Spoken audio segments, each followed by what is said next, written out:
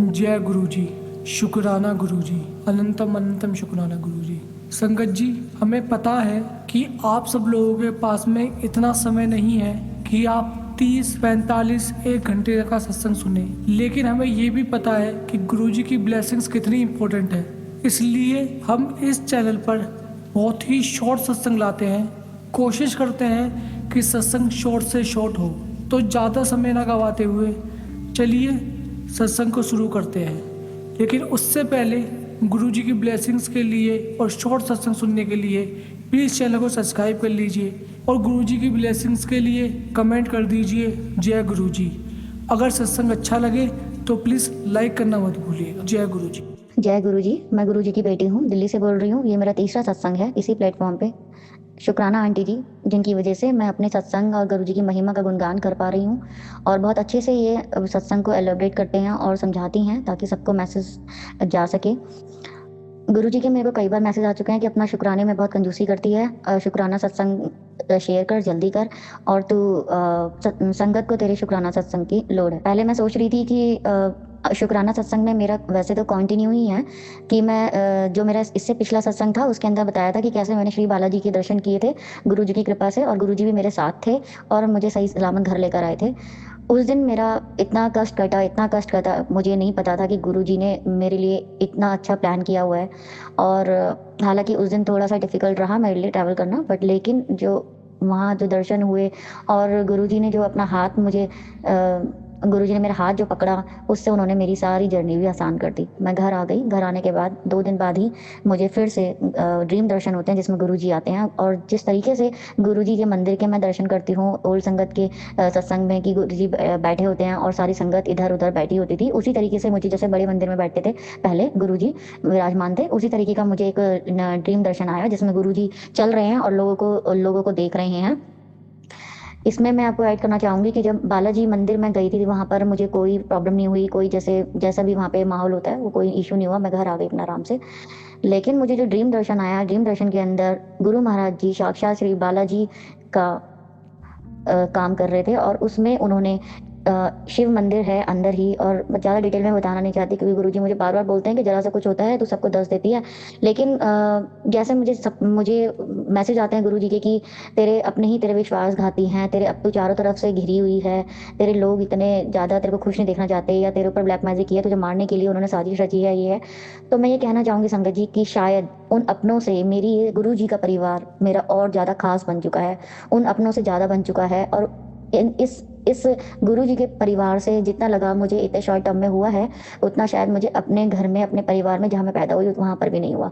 तो मुझे कहीं ना कहीं लगता है कि अगर मैं इस प्लेटफॉर्म पे अपनी कोई भी बात शेयर करती हूँ तो मुझे कोई घात नहीं होगा, मुझे कोई परेशानी नहीं होगी। गुरु जी का साथ, गुरु जी का हाथ, गुरु जी का आशीर्वाद हमेशा मेरे साथ है। और अब गुरु जी ने मुझे बोला है कि तुझे चिंता करने की कोई ज़रूरत नहीं है, मैंने तेरे सारे कष्ट काट दिए, अब तेरे घर में खुशियाँ ही खुशियाँ होंगी। और जिन्होंने तेरे खिलाफ जिन्होंने जो रचा है खेल सारा, मैंने उनकी बाजी पलट दी है और बहुत जल्द मुखौटा उतरने वाला है तेरे दुश्मनों का, और तुझे सब कुछ पता चल जाएगा। गुरुजी ने मुझे बहुत सारे हिंट भी दिए स्वप्न दर्शन में, इनकी ये है, पर मैं ज़्यादा इतना मतलब विश्वास तो मैं करती हूँ पूरा पूरा, लेकिन मेरे लिए बहुत डिफिकल्ट हो जाएगा कि मैं अपनी लोगों में ही ढूंढना शुरू कर दूँ कि ये लोग मेरे खिलाफ हैं।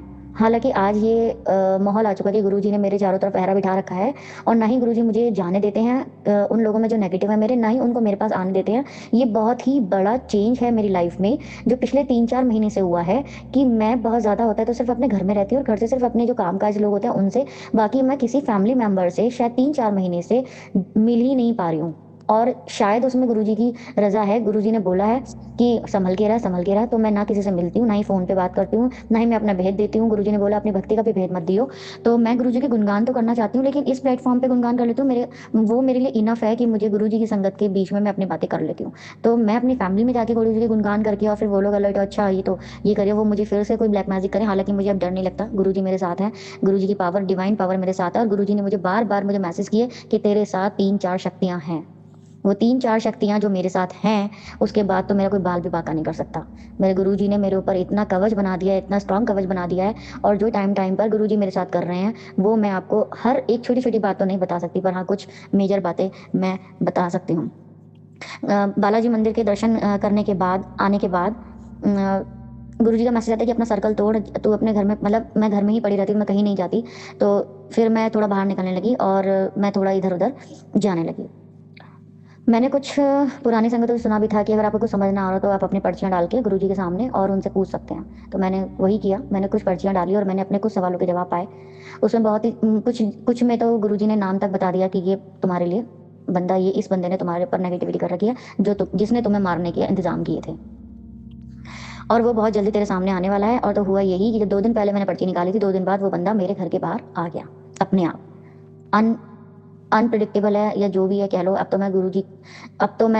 गुरुजी भी मुझसे खुद कहते हैं ना कि तेरे ऊपर काला जादू है, तेरे ऊपर नेगेटिविटी है। अब मैं मानती नहीं कि गुरुजी आप हुआ, मुझे कोई चिंता है ही नहीं, आप मुझे मत दो, अब मैसेज या दो, मुझे अब कुछ फ़र्क नहीं पड़ता। तो इन 3-4 महीनों से मैं जुड़ी हूँ, मैं शायद सितंबर से, मुझे नहीं पता कि यार मैं एग्जैक्टली मैं कब से जुड़ी हूँ गुरुजी से। गुरुजी बोलते हैं तेरा और मेरा साथ 3 जन्मों का है, 3 जन्मों से मैं तेरे साथ हूँ, तो मुझे कुछ नहीं पता इस बारे में। तो लेकिन जब से मैं गुरुजी से जुड़ी हूँ, गुरुजी ने मुझे जैसे एक माँ-बाप की तरह जो संस्कार दिए हैं, ये टोटली मेरे लिए न्यू लाइफ़ है। मेरी बिल्कुल नई लाइफ़ है, जो समझ लो कि एक नए बच्चे की तरह एक नई लाइफ़ गुरुजी बोलते हैं तुझे नई लाइफ़ दी है, वो नई लाइफ़ है मेरी। मैं अब जितना मैं पहले मैं रोती रहती थी, मैं परेशान रहती थी, मेरा कोई काम नहीं बनता था, कुछ काम शुरू करो तो अंत नहीं होता था, या मैं कहीं पे नहीं मतलब इतनी मेहनत करने के बाद भी मैं कुछ नहीं पा पाती थी। अब मेरे अंदर इतनी संतुष्टि आ चुकी है कि जो गुरुजी चाहेंगे वही होगा और जो गुरुजी ने सोचा है वही होगा। अब मुझे कुछ सोचने की ज़रूरत ही नहीं है, मैं अपने बारे में कुछ सोचती ही नहीं हूँ, मैं हवा में उड़ी फिर रहती हूँ। हालाँकि मैं बहुत गुप्त रख रही हूँ अपनी भक्ति गुरुजी के साथ, अपना कनेक्शन गुरुजी के साथ, कि मैं अपने अंकल जी को भी ज़्यादा रिवील नहीं करती हूँ, उनको भी डेली का कोई अपडेट नहीं देती। कोई बहुत खास कुछ मैं जब बहुत खुश होती हूँ तो मैं कुछ बताती हूँ कि आज देखो ऐसा हुआ, आज ऐसा हुआ।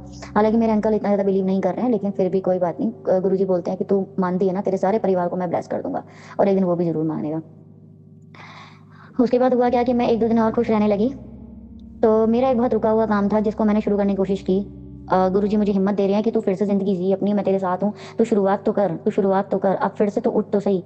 जहाँ मेरी हिम्मत बिल्कुल टूट चुकी थी, मेरी नौकरी छूट चुकी थी, मैं पढ़ाई छोड़ चुकी थी और मेरा जो भी मेरे मायके की साइड से गुरुजी बोल रहे तेरे बहुत ख़ास लोग हैं जो हैं वो तेरे को परेशान करे, तेरे ऊपर काला जादू किया है। उन्होंने शादी से पहले भी शायद किया है, तो मैं तभी शुरू से ही परेशान हूँ।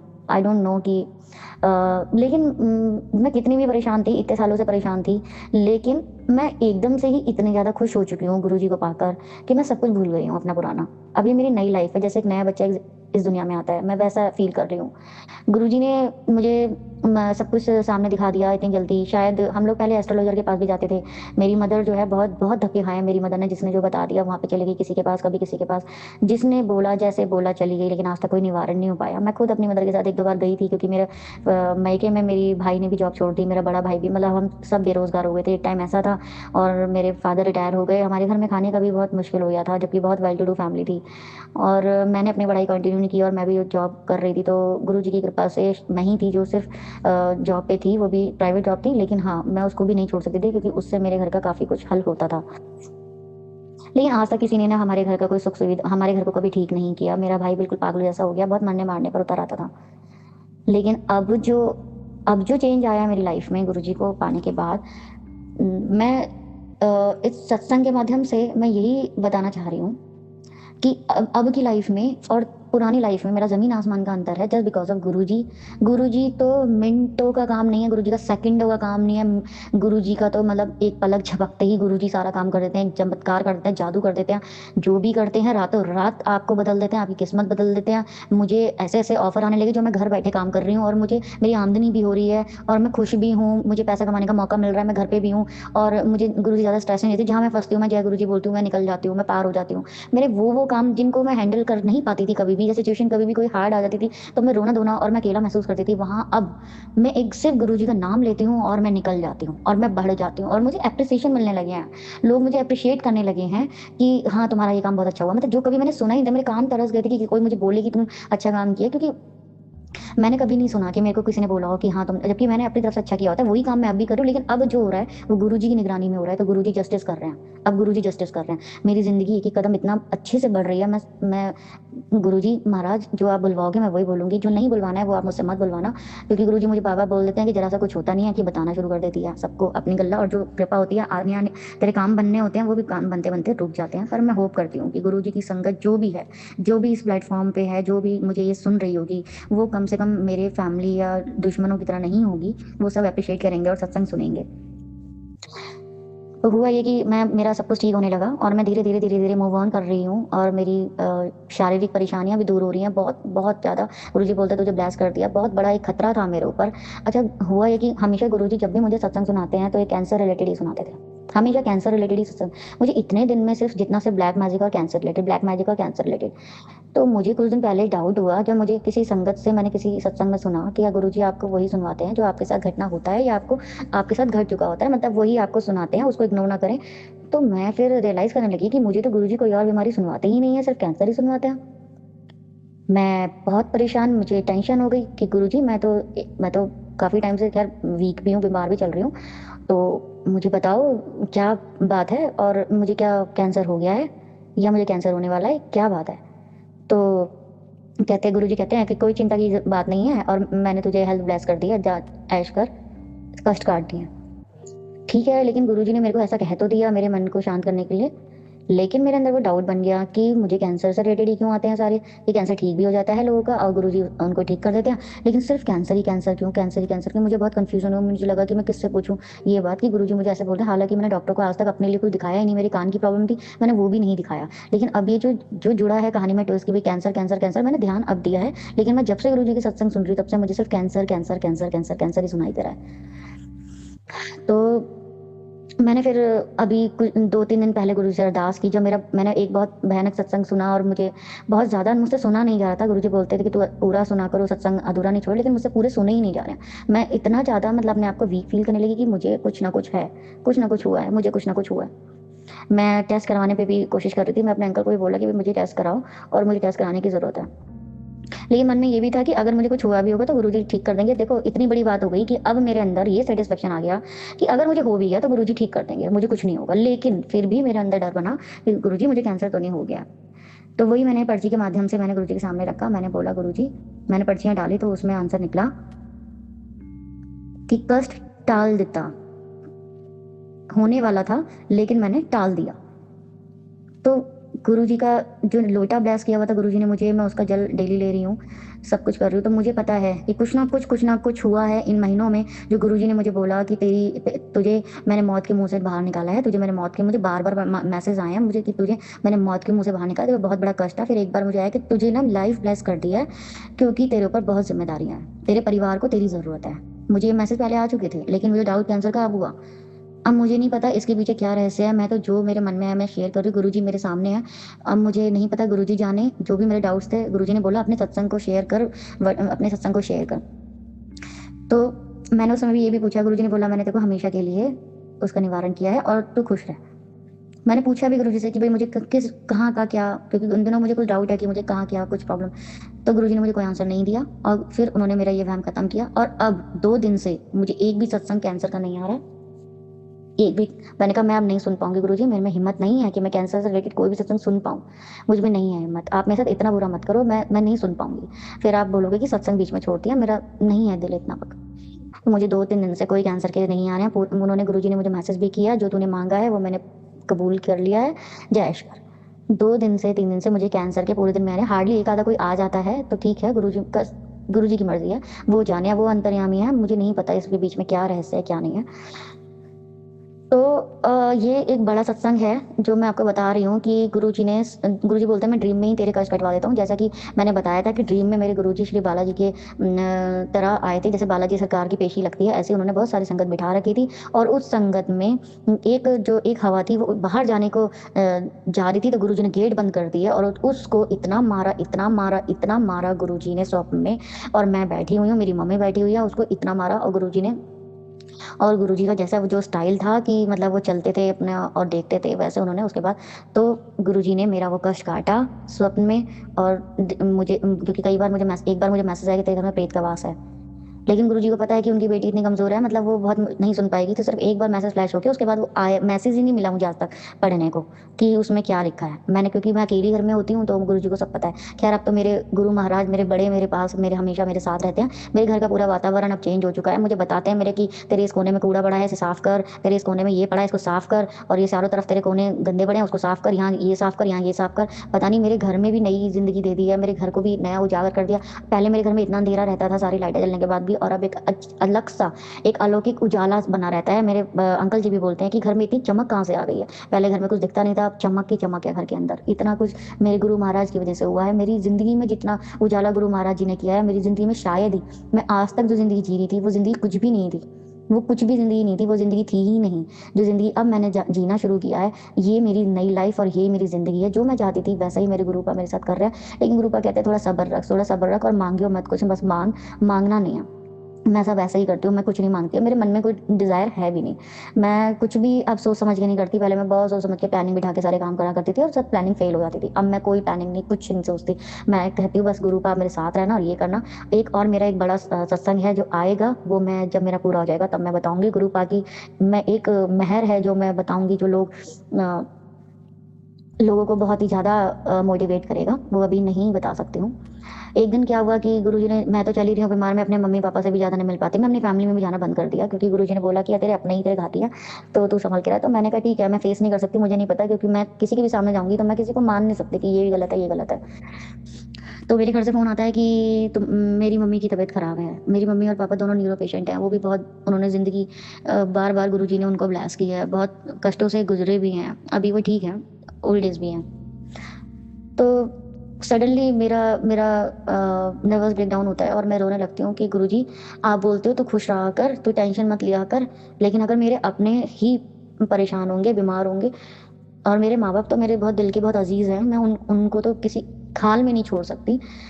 तो अगर वो लोग बीमार हैं, मैं कुछ नहीं कर सकती क्योंकि मैं खुद इतनी वीक हूँ, मैं खुद इतनी उससे संघर्ष से जूझ रही हूँ। आप मुझे ठीक कर रहे हो, प्योर कर रहे हो, तो अभी मैं इतनी कैपेबल नहीं हूँ कि मैं जा कर के उनका भी ख़्याल रख पाऊँगी। तो आप मुझे चारों तरफ से ना, मुझे ऐसी खबर मत देना जो मैं रो पड़ूँ, कि मुझे बहुत बुरे ख़्याल भी आने लगे। मैंने गुरुजी को अरदास लगाई कि आप देखो, मैंने आपका स्वरूप भी वहाँ रखा है, आप वहाँ पे भी हो, आप मेरे देखो मेरे माँ-बाप को। तो एक दिन बाद ही मेरे गुरुजी महाराज जी का मैसेज आता है कि तू जुड़ गई है ना, तो तेरे साथ-साथ ना तेरे पूरे परिवार को ब्लेस कर देता। जा तेरे मायके की भी परेशानी खत्म कर देता, जा ऐश कर और खुश रह। मैं मतलब आई वाज़ कि मतलब क्या हो रहा है मेरे साथ कि गुरुजी इतना इतना ब्लेस कर देते हो आप, इतना ब्लेस, तो आप मुझे सिर्फ़ खुश देखना चाहते हो। इसके लिए आप कुछ भी कर रहे हो, इसके लिए आप कुछ भी कर रहे हो, मेरे साथ इतना भी कर रहे हो, हमेशा मेरे अंग-संग रहते हो। मैं घर से बाहर भी निकलती हूँ तो मेरे साथ चारों तरफ गुरुजी गाड़ियाँ होती हैं, मेरे आगे-पीछे, मेरे दाएँ-बाएँ, वो कहते हैं पहरा बिठा रखा है तेरे ऊपर। मैं इतना वीआईपी फ़ील करने लगी हूँ मैं ऑल ऑफ सडन में, इतना कि जैसे पहले मैं सोचती थी कि मैं बहुत तुच्छ प्राणी हूँ, कुछ मेरी क्या वैल्यू औकात है इस पूरी दुनिया में, लेकिन अब मैं कहती हूँ मैं गुरुजी वाली हूँ। और मैं इतनी वीआईपी हूँ, मैं इतनी वीआईपी हूँ कि मुझे पता है जब मैं रोड पे चलती हूँ और मेरे आगे-पीछे सारी गुरुजी गाड़ी, कई बार आगे 2-2 गाड़ियाँ, पीछे 2-2 गाड़ियाँ, साइड में 2-2 गाड़ियाँ, और गुरुजी कहते हैं तू चिंता मत कर, तेरे ऊपर पहरा बिठा रखा है मैंने, तुझे कोई कुछ नहीं होगा, तुझे कुछ नहीं होगा। तू मेरा स्वरूप और जल प्रसाद साथ लेके जाया कर, तो मेरा स्वरूप और जल प्रसाद साथ लेके जाया कर। ये मेरी जर्नी ना, मैं जो आप लोगों से शेयर कर रही हूँ, मेरा तीसरा सत्संग है। मुझे पता है मेरे साथ बहुत कुछ बहुत बड़ा भी होने वाला है, मैं बहुत तरक्की भी करूँगी, मेरे को सारी मेरी बेस्ट अपॉर्च्युनिटीज़ मेरे पास आएँगी, क्योंकि अच्छा है कि ये सब जब एक साथ मर्ज होंगे ना, तो लोगों को पता चलेगा कि गुरुजी क्या-क्या कर सकते हैं। क्योंकि वो सब भी मैं आप लोगों से जल्दी शेयर करूँगी। मुझे जैसा लग रहा है कि मैं फिर से जीने लगी हूँ, मेरे सेल्स वर्क करने लगे हैं, मैं एनर्जेटिक फ़ील करने लगी हूँ, अब मैं काम करती हूँ सारा, अब मुझे कोई ऐसी परेशानी नहीं होती। और मैंने अपनी मम्मी को बुलाया घर पे अपने कि मम्मी मेरे पास आ जाओ, मेरी भी तबीयत ठीक नहीं है, आपको क्या हुआ है मैं यहीं देख लूँगी। मेरी मम्मी आई, मैंने उन्हें जल प्रसाद दिया। मेरे को गुरुजी ने बोला कि जल प्रसाद दे। मुझे एक सपना आया कि मैंने एक सत्संग सुना कि किसी की मदर बीमार है, तभी मैंने एक सत्संग सुना जब मेरी मदर बीमार थी, कि किसी की मदर बीमार है और बहुत हॉस्पिटलाइज़ आईसीयू में, तो उसको जल प्रसाद दिया था मंत्र जाप करके, और वो ठीक हो गई और अपने घर आ गई। मुझे हिंट मिला, गुरुजी ने बोला कि जल प्रसाद दे अपनी माँ को। मैंने अपना जल प्रसाद गुरुजी का मंत्र जाप करके अपनी माँ को यहाँ पे पिलाया, और आप यकीन नहीं मानोगे संगत जी, एक दिन बाद ही मैं, क्योंकि मैं रेगुलर कॉल करती हूँ पूछने के लिए, तो मेरी माँ मुझसे एक दिन पहले जब वो बीमार थी तो बोलती कि मेरा ना ये माथा खाली हो चुका है। एक्चुअली वो वैसे तो ब्रेन हेमरेज की पेशेंट थी, हेमरेज हो चुके हैं। तो कह रही है मेरा आगे का माथा खाली हो चुका है, पीछे का मेरी सोचने समझने की शक्ति खत्म हो गई, क्योंकि वो भी गुरुजी को मानने लगी हैं। समझने की शक्ति खत्म हो रही है, मेरा तेरे से भी बात करने का मन नहीं करता। अब वो ऐसी बहकी-बहकी बातें कर रही थी, तो मुझे बहुत डाउट हुआ, मुझे डर लगने लगा कि अब इनके साथ कुछ ना हुआ, क्योंकि मैं खुद भी वीक हूँ, मैं कुछ नहीं कर सकती। कुछ ना हुआ और ये ठीक रहे, क्योंकि मैं डर-डर यही सोचती हूँ कि बस मेरे माँ-बाप ना हमेशा खुश रहें, मेरे साथ रहें, मैं बर्दाश्त नहीं कर पाऊँगी कुछ भी होगा तो। तो वही सेम एग्ज़ैक्ट ऐसा का ऐसा ही सत्संग गुरुजी ने मुझे दिखाया, और उसमें जल प्रसाद के बारे में उन्होंने संकेत दिया। मैंने वही ऐसे ही अपनी माँ को बुलाया, और वो बहुत गुम थी, ना बात कर रही थी ठीक से, उनका मेरे से भी लगाव खत्म हो गया। मैंने वही पढ़ाया। 2 दिन बाद मैंने फ़ोन करा अपनी माँ को कि भी आप कैसी हो? तो वो बोलती मैं तो बिल्कुल ठीक हूँ। जय गुरुजी। मैंने गुरुजी के आगे हाथ जोड़े कि मैं तो जो झेल रही हूँ ठीक है, लेकिन अब मैं अपने परिवार से या कहीं से कोई ऐसी बात नहीं सुन सकती, मेरे बर्दाश्त के बाहर हो जाएगा। किसी को कुछ मत करना, सब कुछ ठीक रखना, सबको खुश रखो। मेरी जो जर्नी चल रही है वो आपने तो मेरा हाथ पकड़ रखा है और मैं इसके सारे निकल जाऊँगी। मैं आपको बताना चाहती हूँ कि मेरे माँ-बाप भी खुद बीमार रहते हैं ना, मैंने आज तक उनको अपने बारे में कुछ नहीं बताया कि मेरी दुःख तकलीफ़ें आज तक शादी के बाद की भी कोई परेशानी, कोई दिक्कत आती है, मैं कभी शेयर नहीं करती। हालाँकि मैं अकेली पड़ गई हूँ इसलिए क्योंकि मेरे पास कोई नहीं है ये बातें सब शेयर करने के लिए। गुरुजी ने मुझे मैसेज किया कि मैं तेरा पिता हूँ, बड़ा मंदिर तेरा मायका है और पूरे हक से आया कर। क्योंकि मैंने अपने घर जाना भी बंद कर दिया क्योंकि मेरी जॉइंट फैमिली है और गुरुजी ने बोला तेरे अपने ही तेरे घाती है, तुझे नहीं पता कि कौन तुझे परेशान कर रहा है, कोई मीठा खिला रहा है, तुझे कुछ कर रहा है। मैं कहा गुरुजी मैं तो अकेली पड़ गई हूँ अब तो मैं अब क्योंकि किसी गैर से धोखा खाने से ज़्यादा बड़ा होता है कि जब आप अपने से धोखा खाते हो और कोई मुझे मारने की साजिश कर रहा है तो आप सोचो कि कोई पता ही नहीं है। मैंने कहा गुरुजी मैं तो बहुत अकेली पड़ गई हूँ, मैं तो संगी साथी कोई फैमिली वाला कोई नहीं है, मैं अपनी परेशानी दिक्कत किसे बताऊँ, मैं तो अकेली पड़ गई हूँ। तो गुरुजी का मैसेज आता है कि मैं तेरा पीओ और बड़ा मंदिर तेरा घर है, तू मेरी धी है और हक से आया कर, तू बड़े मंदिर हक से आया कर। मैं क्या बताऊँ, मेरे पास कोई शब्द नहीं है गुरुजी के लिए बात करने के लिए। गुरुजी की महिमा को गाने के लिए कोई शब्द नहीं है। वो मुझे बार-बार बोलते हैं सत्संग शेयर कर, सत्संग शुक्राना कर, शुक्राना कर। हमेशा शुक्रवार को मेरे को मैसेज आता है आज शुक्राने का दिन है, आज शुक्राना। लेकिन मैं सोचती हूँ गुरुजी मैं आपके बारे में क्या-क्या बताऊँ? मैं क्या-क्या बताऊँ? मैं तो एक कदम खड़ी हूँ वो भी आपकी रहमत है। मैं कितना बताऊँगी? बड़ा हो जाएगा सत्संग, क्या बताऊँगी मैं? कितना बताऊँ? खैर धीरे-धीरे सब कुछ होने लगा। एक बार मेरी ऐसी आँख लगी तो गुरुजी ने मुझे अपने भी दर्शन दिए और माता पार्वती ने भी दर्शन दिए।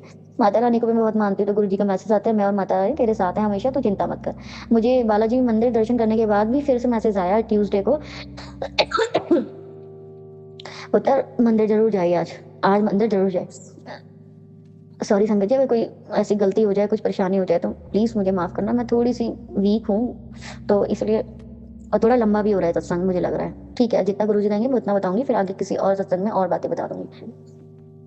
तो मेरे को फिर ट्यूसडे को बोला और गुरुजी ने बोला कि जाके और वहाँ पे चूरमा चढ़ा दे। अब चूरमा तो मेरे पास एट टाइम था नहीं, कुछ 8 साढ़े 8 की बात हो रही थी। तो वहाँ जा, हमारे घर के पास एक हनुमान जी का मंदिर है जो वो भी बहुत प्रसिद्ध है और बहुत मान्यता है। बचपन से मैं उस मंदिर में जा रही हूँ। और कुछ टाइम से ऐसा हो रहा था कि मैं उस मंदिर के इर्द-गिर्द से निकल जाती थी और हर ट्यूसडे जाती ज़रूर थी लेकिन मंदिर के अंदर नहीं जाती थी। पता नहीं क्या हो गया था मुझे। वो सब तो ख़ैर नेगेटिविटी और ब्लैक जादू वही था, मैजिक ही था क्योंकि जिसकी वज़ह से मेरा भगवान पर से भरोसा उठ ही गया था। मैं मानती ही नहीं थी अब भगवान को कुछ टाइम से कि होते भी हैं। मुझे लगता था कि सिर्फ़ ये ऐसे ही हैं, बैठे हैं बस और कुछ नहीं है, कोई नहीं सुनता। लेकिन फिर मैं उठी और मैं बालाजी मंदिर गई, हनुमान जी मंदिर गई और गुरुजी ने बोला मैं तुझे हनुमान विच दर्शन दूँगा। तो गुरुजी मुझे ऐसे-ऐसे करके मुझे मंदिर भी भेजने लगे हैं। मैं पहले गुरुजी नहाने में बहुत आलस करती थी, जैसा कि एक नेगेटिविटी होती है तो नहाने-धोने में बहुत परेशानी होती है। लेकिन अब मैं डेली पूजा करती हूँ, गुरुजी का मंत्र जाप भी करती हूँ, गुरुजी का जोत भी जलाती हूँ और मैं डेली नहाना-धोना, साफ-सफाई सब रूटीन मेंटेन भी कर रही हूँ। गुरुजी बरकत भी कर रहे हैं। गुरुजी ने मेरी आमदनी के सोर्स भी निकाले हैं। गुरुजी ने बोला तुझे अब कोई परेशानी नहीं होगी और इसी के साथ मैं अपना ये सत्संग भी समाप्त विराम देती हूँ अपनी वाणी को और मैं सिर्फ इतना ही संदेश देना चाहती हूँ इस सत्संग के माध्यम से कि गुरुजी जो कहते हैं वो करते हैं और गुरुजी के लिए कुछ भी नामुमकिन नहीं है। गुरुजी हमारे साथ हमेशा हैं, हमारे संग रहते हैं। मेरे तो आगे पीछे मुझे लगता है कि मेरे गुरुजी हैं। मेरे मन में कोई बात चल रही होगी फटाफट मेरा उसका आंसर दे देते हैं, मतलब मुझे किसी बात की परेशानी होने ही नहीं देते हैं। मुझे इतना वीआईपी बना दिया है, कि अब मुझे तो ऐसा लगने लगा है कि जैसे अब कोई भी मंजिल या कोई भी काम मेरे लिए नामुमकिन है ही नहीं। मेरे गुरुजी मेरे साथ हैं।